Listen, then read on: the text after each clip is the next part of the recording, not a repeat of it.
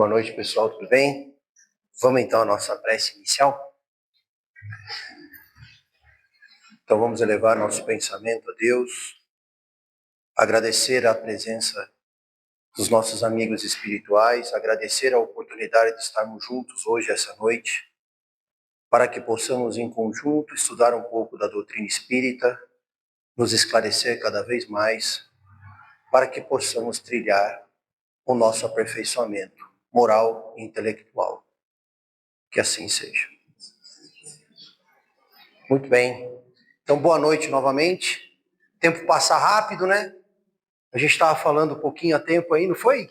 Mas já chegou a palestra, né? Então, um sustão, né? Aí o Neberlega lá me manda o tema, né? Aí dá aquele desespero. Não sei se já tiveram algum tipo de desespero, porque não tem tema. Alguém já teve? Então a gente acabou resgatando esse tema aqui. Esse é um tema que alguns de vocês, quanto tempo faz? A gente já falou desse tema há um ano, mais de um ano atrás. Então pode ser que tenham pessoas aqui que vão lembrar um pouquinho e outras que não conhecem um pouco do tema.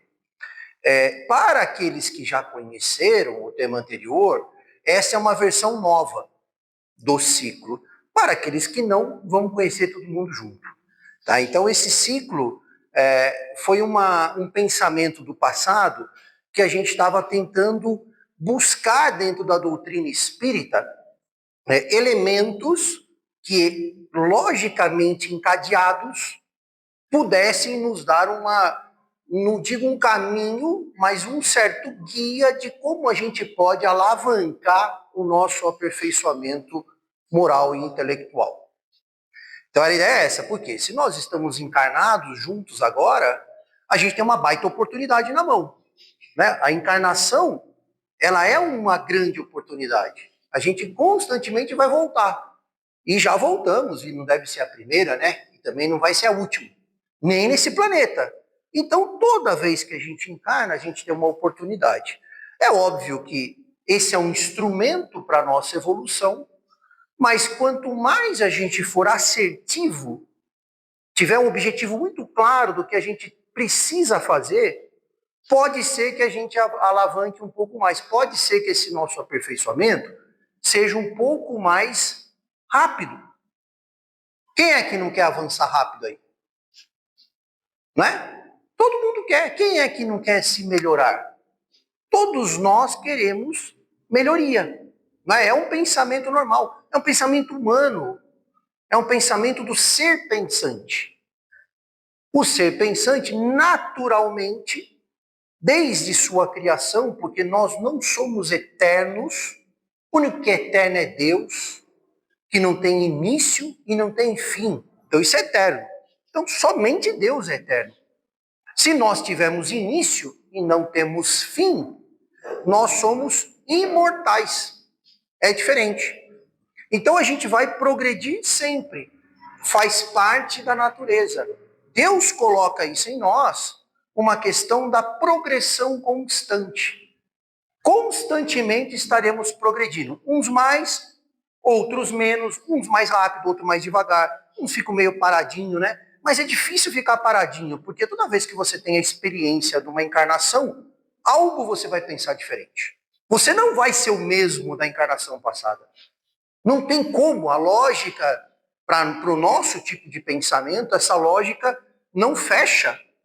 Né? De um espírito que reencarna e quando ele desencarna, ele será o mesmo. Impossível, porque ele vai passar por experiências. Então isso é natural.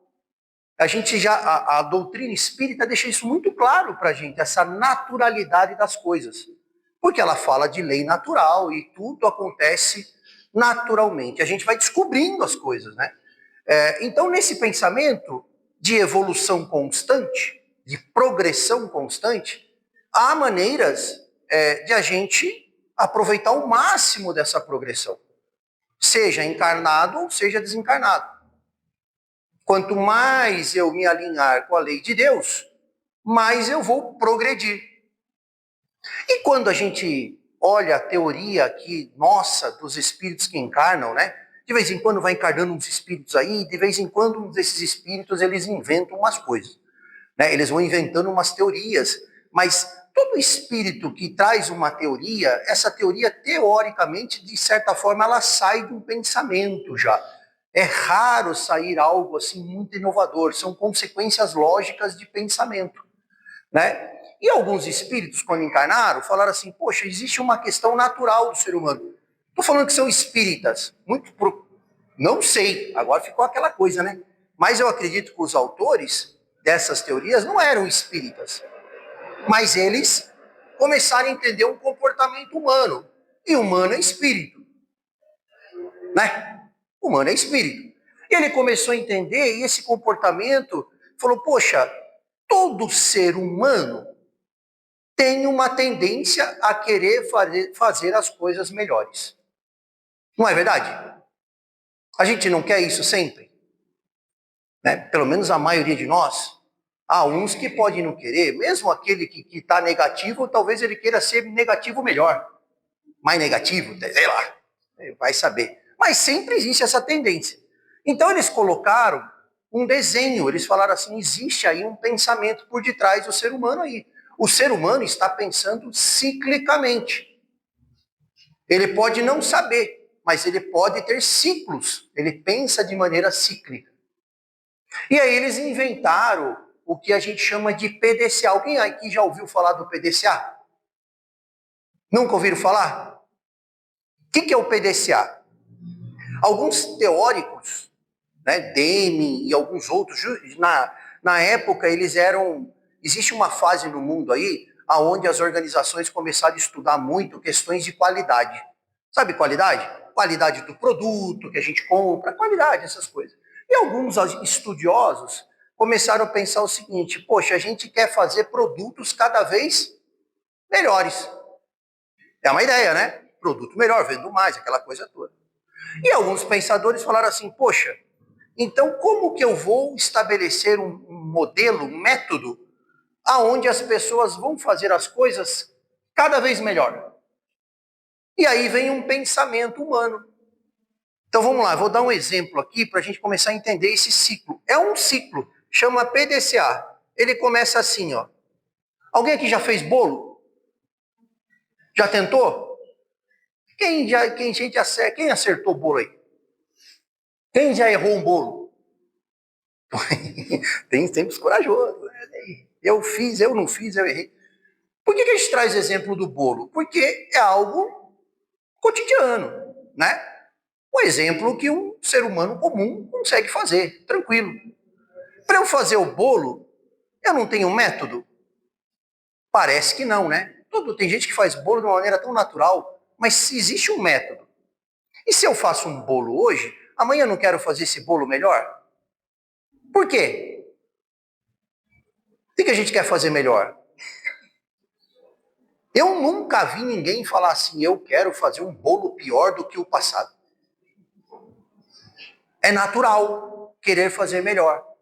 Então a gente quer um dia melhor, a gente quer uma vida melhor, a gente quer, né, coisas melhores, a gente quer ser melhor. Então se a gente pegar essa analogia do bolo, nós vamos chegar na seguinte questão. Para eu fazer um bolo, o que eu preciso? Vamos ver quem manja de bolo mesmo. Precisa de receita, precisa de ingrediente, o que mais? Receita, forno, equipamento, então precisa um monte de coisa, né? Então eu preciso, de certa forma, quando eu vou fazer um bolo, primeiro pensamento que me vem, o que é? Que bolo que eu vou fazer? Qual é o tipo de bolo? Qual é a fórmula do bolo? Não tem fórmula? Tem, a gente chama de receita, mas é uma fórmula, né? Para alguns é uma receita, para os outros não precisa de receita. Para mim é tão grande que eu acho que é uma fórmula. E é difícil de seguir aquela fórmula. Que sempre quem faz a fórmula não faz completo. Você já viu alguém fazer uma receita completinha? Sempre guarda uma coisinha, é ser humano. Ah, mas aquele cuidadinho eu deixo de lado. Aí você faz de errado, faz de errado. Aí a pessoa vai lá e faz dar certo. Fala, não, não é possível. Não contou a fórmula direito. Então eu preciso saber que bolo eu vou fazer, não é isso? Eu preciso saber se eu tenho ingrediente para fazer o bolo. Então, de certa forma, antes de começar a fazer o bolo, eu não estou planejando como eu vou fazer um bolo? Estou ou não estou? Então, a primeira etapa do ciclo é planejamento. Eu faço isso naturalmente. Eu começo a pensar em que bolo eu vou fazer, como eu vou fazer, que ingredientes eu vou usar. Olha só, eu começo a planejar, às vezes até no pensamento, o bolo que eu vou fazer. Dentro do ciclo, não fiz nada. Melhoria contínua, filho. É? O bolo tá dando errado já, mas nem começamos o bolo. Eu vou só dar um enterzinho. Então a primeira etapa eu cumpri. Eu estou planejando o meu bolo. Então quando a gente olha o P, essa sigla está em inglês, tá? Ela é muito famosa em inglês. Não tem assim, a gente traduz, mas o uso normal desse ciclo é em inglês. Então é o plan, né? Planejar. Começa com P. Então, é a primeira fase, estou pensando na receita, nos ingredientes se eu tenho, se eu não tenho, né? Tem que comprar fermento, acabou fermento, aquela coisa toda. Estou planejando. Depois que eu já sei o que eu vou fazer e eu tenho tudo pensadinho, o que eu faço? Qual que é a segunda etapa? Fazer o bolo. Então, o que é o D? É a fase de fazer o bolo. Então, D é fazer. Em inglês é do, fazer. Não é isso? Eu vou pôr a mão na massa, eu vou fazer o bolo. Como é que eu faço um bolo? Pego tudo aquele planejamento. Hein? Tá dando uns... Eu pego o planejamento que eu pensei e começo a seguir a receita lá, não é? Vou bater a massa, vou misturar os ingredientes, tem ingrediente que vem primeiro, que vem depois, não é isso? Até um belo momento que eu vou colocar esse bolo aonde? No forno. Até aí eu estou fazendo. Eu abro o fornão lá, ponho a temperatura, tudo, pá, boto o bicho no forno. Estou executando, não estou? Depois que eu ponho ele no forno, que etapa do ciclo eu vou fazer? Pode falar. Aguardar. O que é esse aguardar? C. Pensa numa palavra com C. Eu vou fazer o quê? De vez em quando eu vou olhar lá. O que é isso? Falaram aí. Checar. Que é o check. Eu vou checar o bolo. De tempos em tempos, nós ficamos extremamente, depende de quem faz, né? Aquele que não sabe direito fica extremamente ansioso e fica toda hora acendendo luz do forno, botando lanterna, querendo ver se o bolo está crescendo, se está dando certo. Então, constantemente eu estou checando para ver se o bolo está funcionando, certo? Natural? Beleza. Eu estou olhando lá, o bolo começa a pitar lá o forno lá. O bolo está pronto. Que fase do ciclo que eu vou entrar agora? Começa com a letra A. Pode ser em português mesmo. É o quê? Avaliar. Avaliar. Nem eu pensei no avaliar, velho.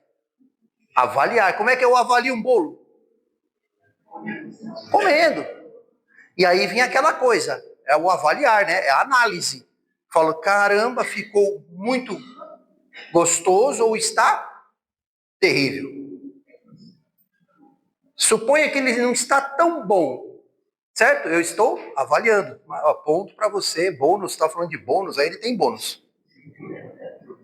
Né? Então, avaliar. Eu experimento, eu dou minha opinião. Aí eu falo assim, poxa, esse bolo não ficou do jeito que era para ficar.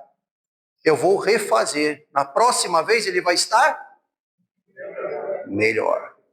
Aí o que eu volto? Eu volto a pensar diferente. Falo, não, no meu bolo eu errei isso na receita, esse ingrediente não era ideal, o tempo de forno não estava correto, e eu começo a replanejar. Aí eu executo de novo, eu checo de novo, eu avalio de novo, não ficou bom, eu volto a fazer de novo, e assim, toda vez que eu passar por esse ciclo, meu bolo sai melhor. Essa é a teoria do ciclo da melhoria contínua. Então esse ciclo, é natural, não é natural? A gente não usa ele para fazer um bolo, a gente não usa ele na faxina, a gente não usa ele no dia a dia, não usa dia no trabalho, a gente usa esse ciclo todo o tempo.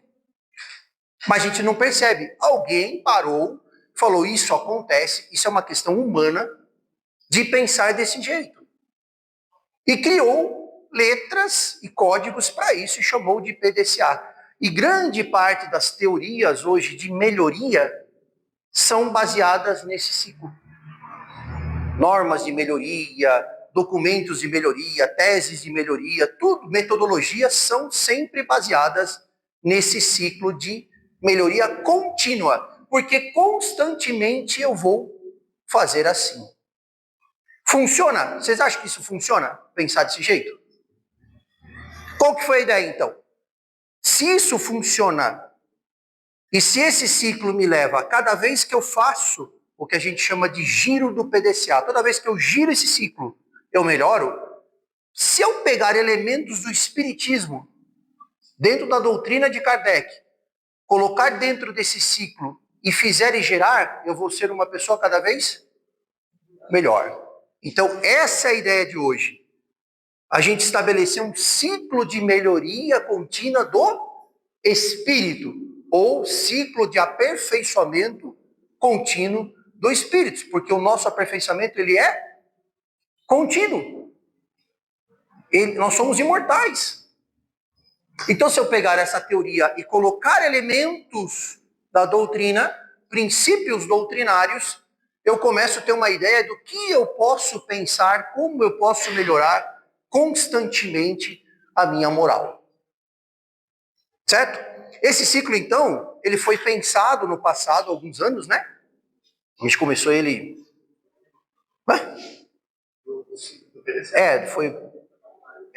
Foi um tempinho, e agora a gente está propondo uma nova revisão de alguns ajustes que, em tese, o conceito é o mesmo, mas ele fica um pouquinho mais tranquilo da gente entender. Beleza? Tá claro? Alguém tem alguma dúvida? Pergunta? Perguntas tem um monte, né? Mas é isso. Natural, a gente faz no dia a dia. Se eu for transformar esse ciclo para conceitos do espiritismo, o que eu colocaria como planejamento? Eu começaria o ciclo no planejar com o quê? Qual elemento que eu poderia lá? Como que eu me planejo para ser uma pessoa melhor? Poxa, já pegou pesado. Vou abrir o ciclo aqui, ó. O desenho dele é esse cara aqui, ó. Então eu tenho planejar, lembra do planejar? Depois eu tenho fazer, né? Vou executar. Tenho checar ou avaliar. E tenho o agir. Certo? Pensei no bolo, comecei a fazer o bolo, vou controlando se o bolo está dando certo e eu vou avaliar o bolo. Certo? Daí beleza, é o mesmo ciclo. Só que agora eu vou começar a colocar elementos da doutrina, em planejar. Como é que eu faço? O que eu preciso entender cada vez mais para que eu seja um espírito melhor? Quem falou? É bônus para ela lá também. Conhecer a doutrina, estudar. Então o meu ciclo ele vai começar o quê? Com estudo. E aí a gente vai abrir um pouquinho o que é esse estudo aí. Mas no geral estudar faz bem. Como que eu quero ser melhor se eu sequer conheço os princípios da doutrina? Se eu sequer conheço as leis universais? Como que eu não quero me afastar da lei de Deus, da lei natural, se eu sequer conheço essa lei? Então, estudar faz bem. Eu começo a me preparar, né, em termos doutrinários. Se eu vou estudar no planejamento, o que é o fazer? Eu coloco em... Ih, rapaz, você já sabe o ciclo de Ford, nem sabia. Eu coloco em prática. Então, eu estudo e eu começo a praticar. Ao mesmo tempo que eu estou praticando, o que eu vou fazendo aqui, ó?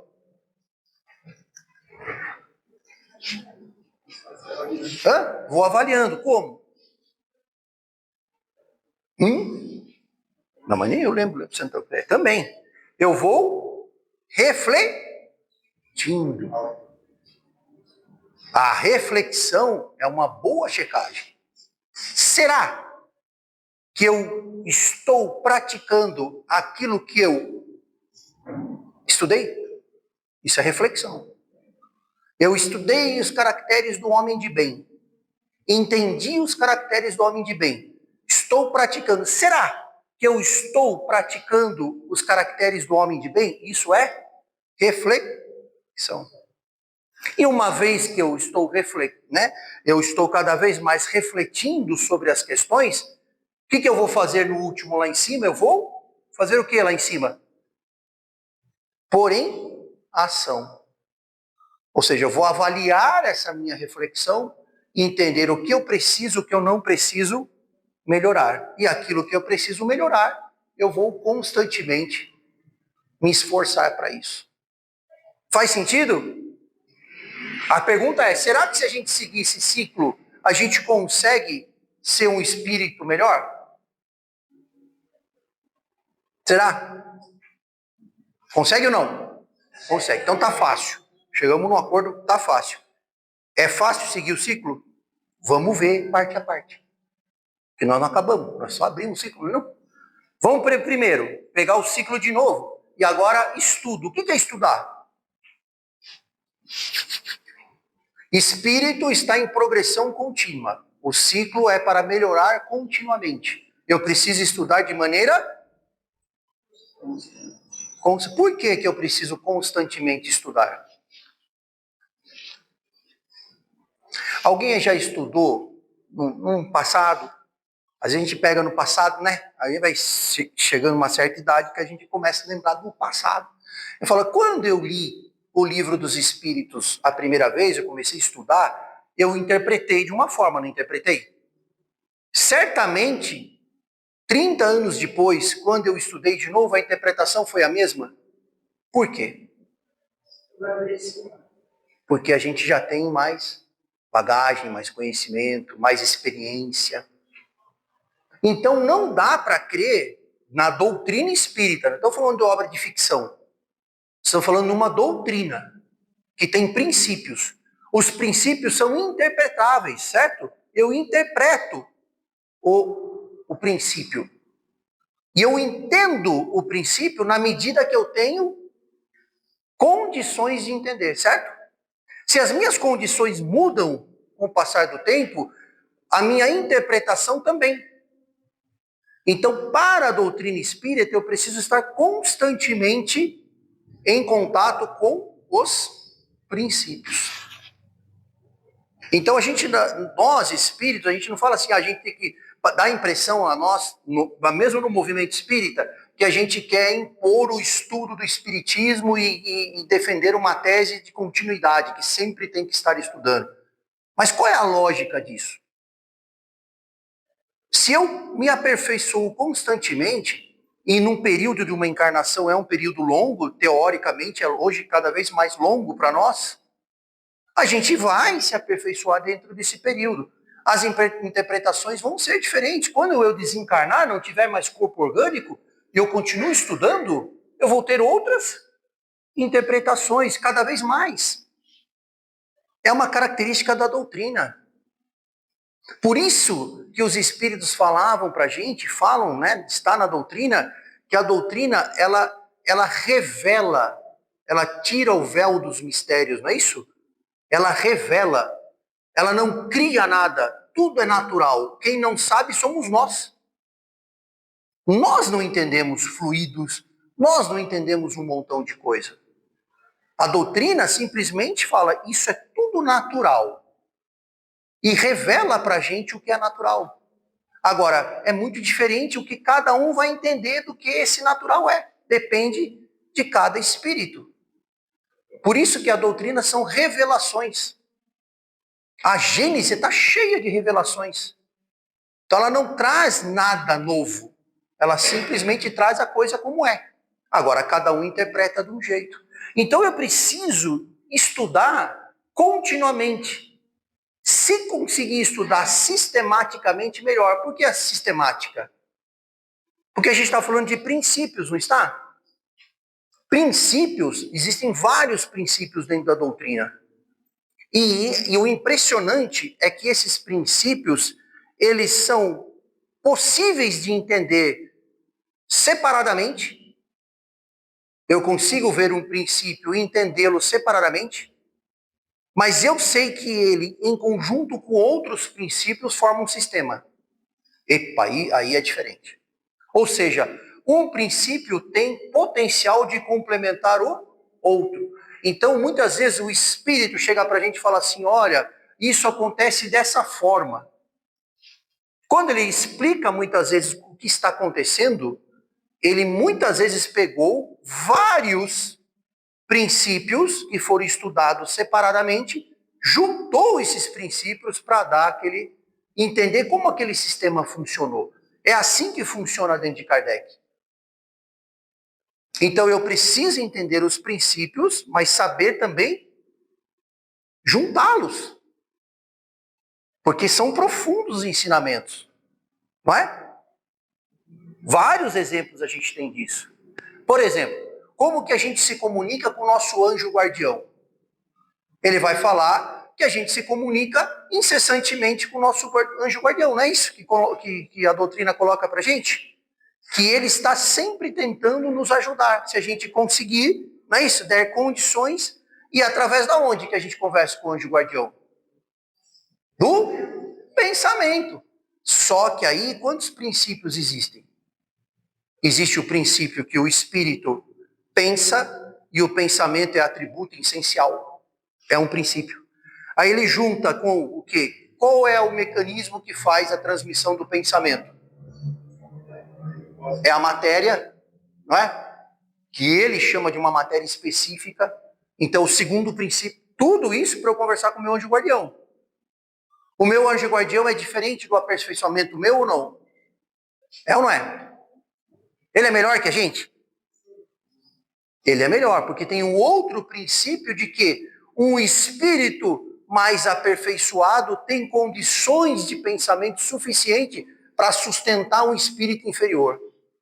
Outra consideração dentro do espírito. Quer dizer, são 3, 4, 5 princípios para explicar uma frase. Porque se alguém chegar sem conhecer esses princípios e só ler a frase, fica muito vago. Ah, legal, eu tenho um anjo guardião, eu posso pedir para o meu anjo guardião. Mas como é que isso acontece? De forma que é? Por que existe? Qual é a razão disso? Quais são as diferenças? Quais são as propriedades? Então isso o estudo traz para a gente. Por isso que sistematizar o estudo é legal. Porque você começa a entender como que as coisas se correlacionam. Então, precisa ser contínuo, porque cada hora que eu estou melhorando, eu vou ter interpretações diferentes. Para mim, vão ser revelações diferentes. Isso é normal de acontecer. A gente estuda, de repente você entende diferente. Você fala, caramba, eu não entendi assim, agora eu entendo. Está sendo uma revelação para mim. Porque quando o Espiritismo fala de revelações e de tudo, ele fala para o Espírito. Cada um tem suas próprias revelações. Então eu estudo sistematicamente, certo?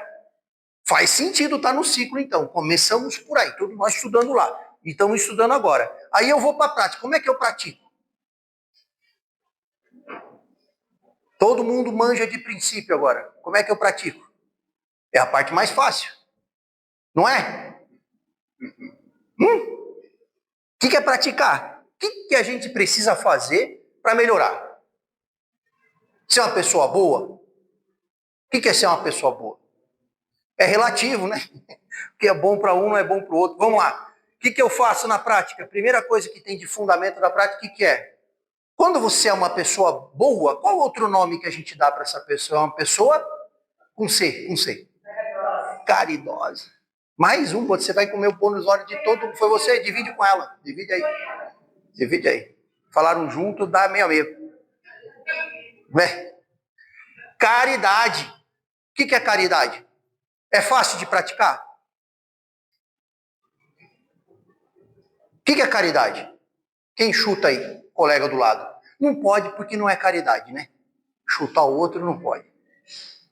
Em tese, depende da hora, do momento. Pode ser um chute caridoso. Né? Eu vou te dar um feedback caridoso. Já ouviram nas empresas o cara fala assim, eu vou te dar um feedback construtivo, uma crítica construtiva. Eu nunca vi crítica tão pouco construtiva. Já viu crítica construtiva?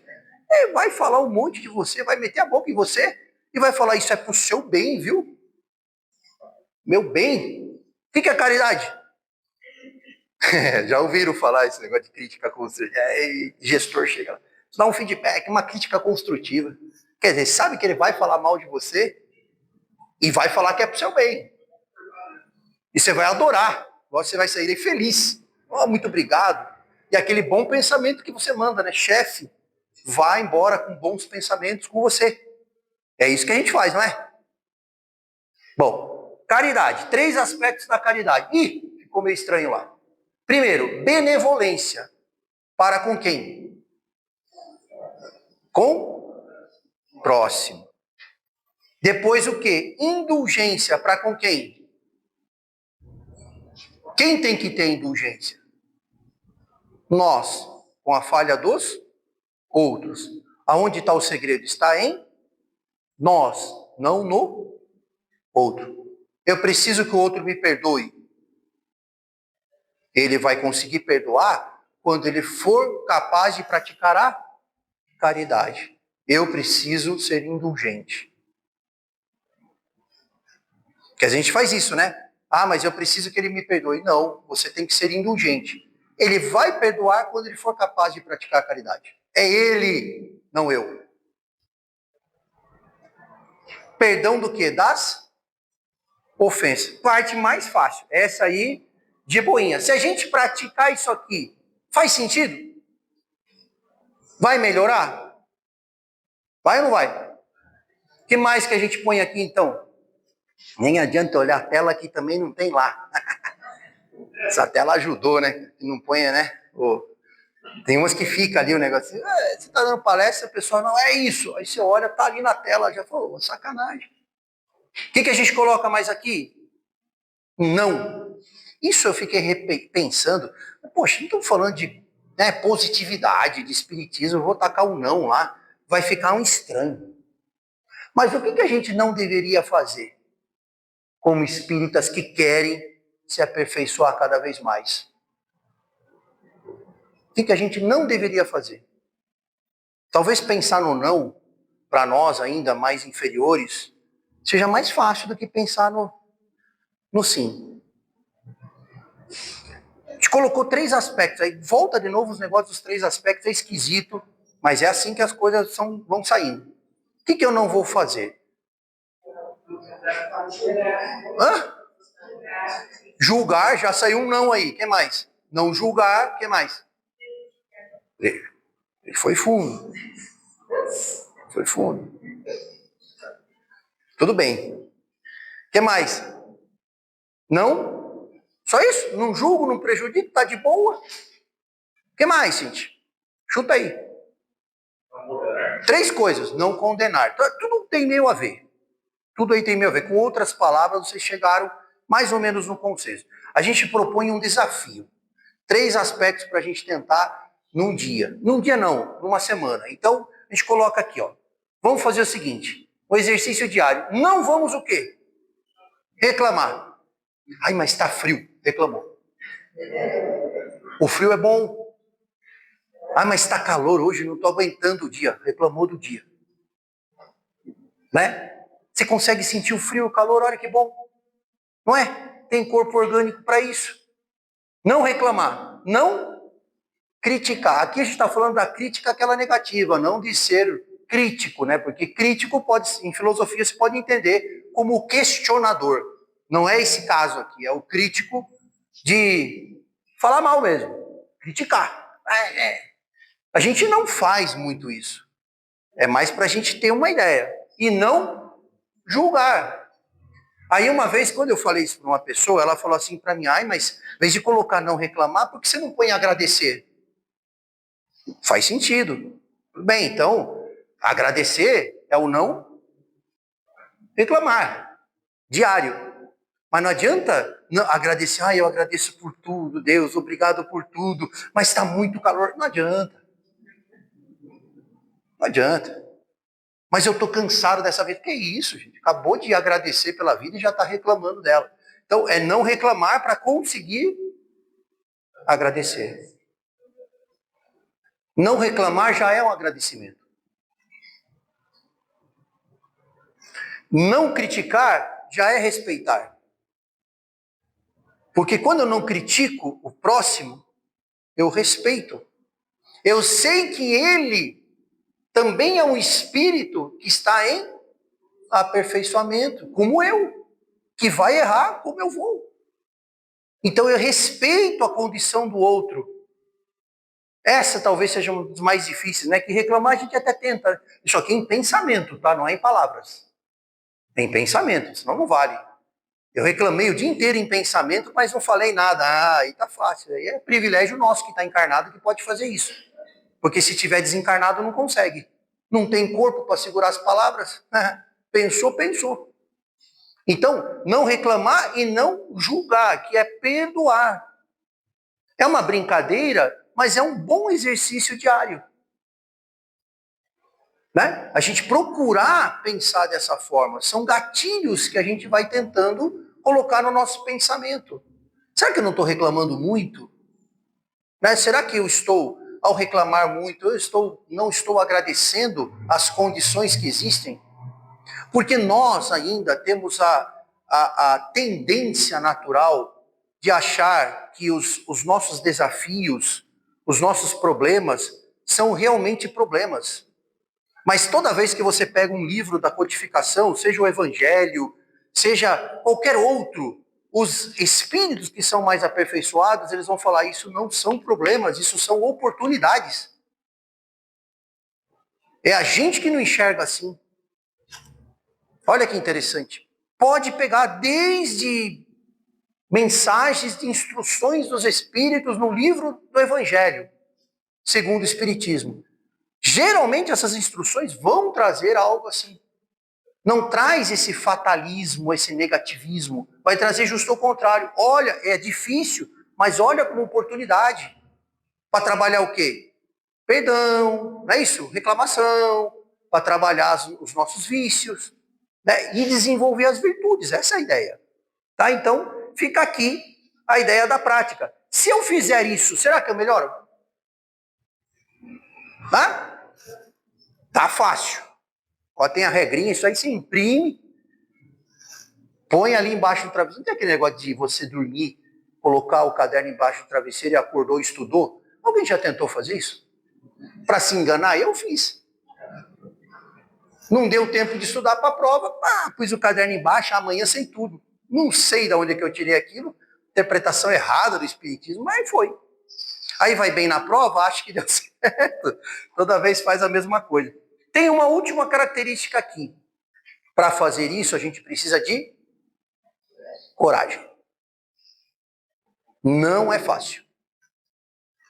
A gente tenta, mas aí precisa dessa tal da coragem. Estou fazendo o que eu posso nas minhas condições, na medida que eu posso. Enquanto eu estudo para entender melhor os princípios, me dá mais subsídios de eu praticar isso ou não? Fica mais fácil de praticar se eu estudar mais os princípios? Fica. Se eu estudo e estou praticando, aqui eu vou fazer uma reflexão para ver se a minha prática está show de bola. Quem é que nos ensinou a fazer reflexão? Dentro da doutrina, que deu um meio prático para a gente. Foi o tal do Santo Agostinho. Santo Agostinho falou o seguinte, ó, existe uma coisa que você pode fazer, um tal de balanço moral. Todo dia, você tem um minutinho seu lá, falar assim, será que eu consegui fazer isso aqui? Ou eu fui contrário a isso? Será que em vez de praticar a caridade, eu fiz pior? Em vez de perdoar, eu critiquei em pensamento, mandei maus pensamentos. E eu vou avaliando a minha prática. Lembra do bolo? Quando eu estou olhando para o forno ver se o bolo está crescendo? É a mesma coisa. Eu estou todo dia avaliando os meus pensamentos. Será que eles estão mais alinhados com a lei de Deus, ou seja, são mais virtuosos, ou se eles são mais viciosos, estão desalinhados com a lei de Deus?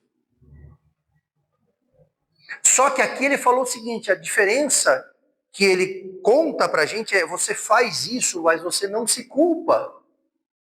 Você não julga aquilo, você simplesmente tenta depois fazer melhor.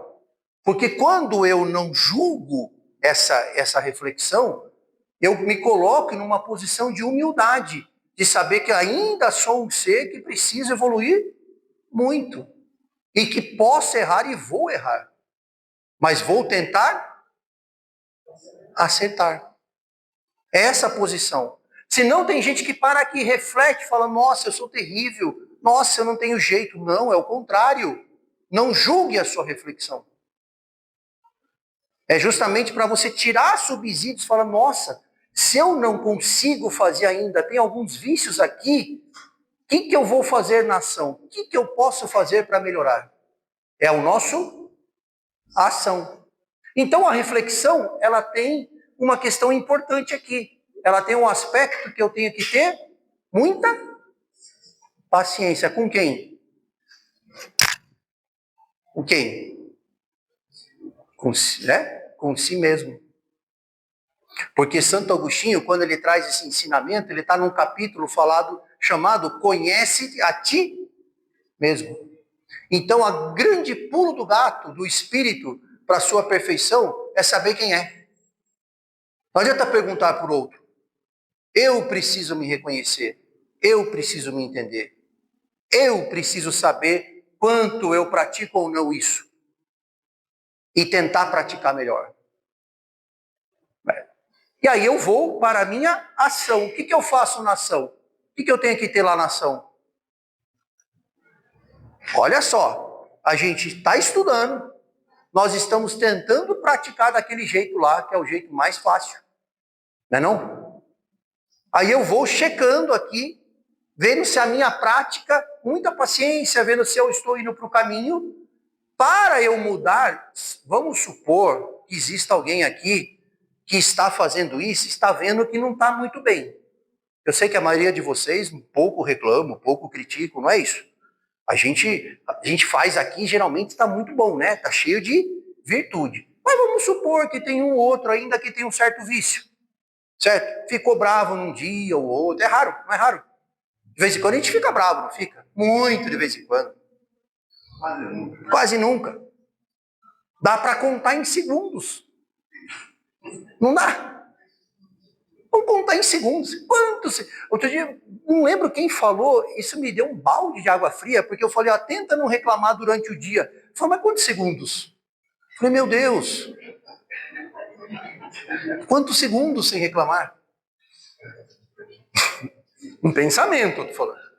Falar, eu fico o dia inteiro sem falar nada. Aí passa aquele carro lá do trânsito, de novo o trânsito, né? Fecha você manda bons pensamentos para aquele indivíduo. Não é assim? Então eu vou refletir sobre aquilo lá. Só que muitas vezes eu preciso melhorar. Eu preciso mudar os meus padrões de pensamento. Eu preciso, querer mudar. E isso a gente chama do quê? De vontade. Se eu não tiver vontade, eu posso, refletir, mas não me esforçar para fazer diferente. Então, aqui na ação, a vontade ela é um elemento fundamental. E lembra do nosso último encontro, que a gente tinha um desafio lá para vocês estudarem a diferença, ou qual é a relação entre pensamento e vontade? A vontade está junto sempre do pensamento. São conceitos que estão conectados. Na obra de Kardec, você não vê a vontade sendo falada ou citada sem se falar em pensamento. Então tem algo aí. Então a vontade pode ser um pensamento diferente. Pode ser um pensamento que eu coloco propósito. Que eu falo, não, eu quero. Eu ponho força de pensamento. Por isso que na Revista Espírita, quando Kardec fala da vontade, ele fala que é um tipo de pensamento que gera força motriz. Força de motor. Por quê? Porque ela te dá potência. Interessante isso, na Revista Espírita. Depois, na Gênese, ele não põe essa informação, mas ele mantém ainda a vontade junto com o conceito de pensamento. Então, eu tenho que colocar vontade para, com paciência, sem julgamento, entender a minha prática e tentar melhorar. Quando eu coloco vontade, qual é o mecanismo que eu posso usar? Lembra do nosso encontro que a gente falou da prece? A prece é um instrumento que me ajuda na ação. Porque ela me conecta com Deus. Ela me conecta com os espíritos que representam Deus, não é isso? São os lugares tenentes de Deus. Ela me conecta com o meu anjo guardião. Então, na prece, eu tenho o quê? Conexão com bons espíritos. Isso me alivia o pensamento sobre os males, que eu entendo como os males. E principalmente me dá força. A prece me dá força moral. Então é um grande instrumento para alavancar a minha vontade. Porque os espíritos vão subir lá, falar, o anjo guardião fala, vai, aumenta a sua vontade. Vai potencializar isso. A prece ajuda nisso. Olha que legal. Então faz bem fazer prece ou não? Que tipo de prece a gente faz? Quem que lembra do nosso último encontro? Vamos fazer uma chamada oral. A gente estava falando, era tríplice aspectos, não era? 3-3, depois 3-3-3. Ninguém lembra disso aí não, né? Pelo amor de Deus. Eu falei, esse cara é muito maluco. O que falta ali? Tá vazio ali, dentro da ação. Eu já tenho, então, que ter vontade para querer me aperfeiçoar. Eu posso usar da prece. E tem uma questão aí, é o seguinte. Quando eu faço a minha reflexão sobre os meus atos, pensamentos, existe algo que eu posso fazer que é muito importante no meu pensamento, que é o arrependimento. Porque se eu olhar para isso, ver que eu não estou no caminho bem, se eu sequer me arrependo, como é que eu faço esse ciclo girar? Então eu preciso me arrepender sinceramente, que é o arrependimento sincero. Puxa, eu sei, não agi bem, não me arrependo do que fiz e eu quero fazer melhor. Eu coloco automaticamente a vontade nisso. O instrumento pode ser até a prece. Aí ajuda mais ainda, né? Então eu tenho uma questão aqui que é o que a gente chama dos elementos que alavancam o avanço moral. São 3 elementos e eles estão numa sequência lógica que Kardec traz para a gente. Primeiro, eu preciso me arrepender, porque o arrependimento é o primeiro passo para que a gente possa ter melhorias concretas, para que a gente possa falar, poxa vida, eu reconheço que eu estava errado, eu entendi isso, o meu balanço moral, o meu senso moral atuou, e ele vai atuar diferente cada vez que eu girar esse ciclo, não vai? Toda vez que eu girar esse ciclo, aumenta, melhora o meu senso moral ou não? Melhora ou não? Estou estudando, estou tentando praticar, estou refletindo, estou pondo vontade para mudar, meu senso moral vai entender e fala, poxa vida, é nesse caminho. Então, arrepender-se é o primeiro ponto. É o primeiro ponto de humildade que a gente coloca, porque quando eu me arrependo, eu reconheço a minha falha, eu reconheço que eu preciso melhorar. Sinceramente, arrependimento sincero, né? Senão não vai funcionar. Uma vez que eu reconheça que eu tenho esse arrependimento, eu vou expiar. Aí que entra dois aspectos que a gente às vezes confunde. A gente confunde expiação com o quê? Com sofrimento. E os espíritos dizem que não é assim. O que é a expiação?